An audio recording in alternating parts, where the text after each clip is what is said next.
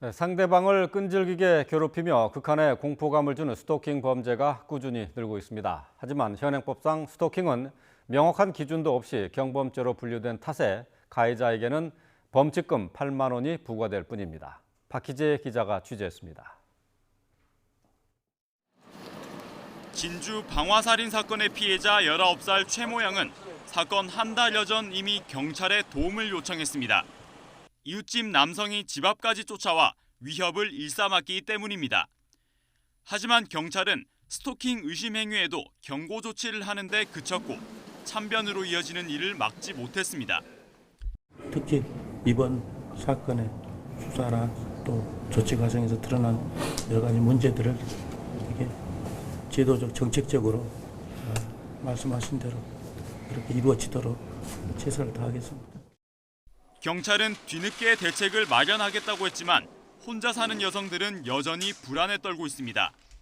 일부러 집이 아닌 다른 곳에서 지하철을 내렸는데 그분이 계속 자기도 같이 내려서 저희를 따라오시더라고요. 그래서 최근에 그런 사건도 이루어지고 있는 시점에서 저희가 충분히 되게 무서웠고, 지속적 괴롭힘을 뜻하는 스토킹은 성범죄나 살인 등 강력 사건으로 이어질 가능성이 큽니다.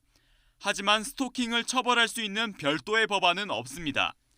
현재는 경범죄로 분류돼 범칙금 8만 원이 부과됩니다. 장난전화 범칙금과 똑같습니다.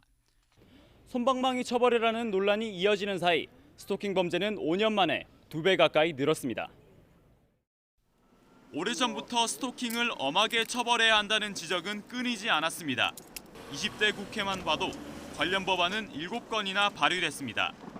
하지만 이번에도 우선순위에서 밀리고 있습니다. 16대 때부터 계속 20년째 있었고 이거에 대한 심각성이 있다고 생각하면 부총장도 빨리빨리 조율하고 해서 의견을 국회에다 냈으면 아마 국회에서도 진행을 했을 텐데.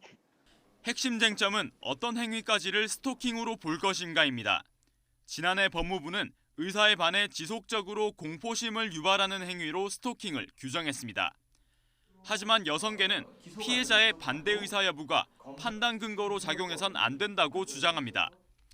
스토킹이라고 하는 그 행위를 명백하게 정의를 내리고 그 정의 내린 스토킹을 한 행위에 대해서는 그것은 위법해라고 하는 어떤 위법성을 실어준 다음에 거기에 적절한 형벌을 가하게 되는 거죠. 선진국들은 이미 강력한 스토킹 처벌법을 시행하고 있습니다. 미국은 최대 5년까지 징역형을 내릴 수 있고 일본은 따라만 다녀도 처벌을 받습니다. 선진국에서는 다 이런 법들을 시행하고 있고 분명히 그 나라에서도 구체성과 명확성 문제 분명히 똑같이 발생할 것인데 스토킹에 시달리는 피해자들은 극심한 공포심을 호소하고 있지만 우리 사회는 아직도 심각한 범죄로 인식하지 못하고 있습니다. YTN 박희재입니다.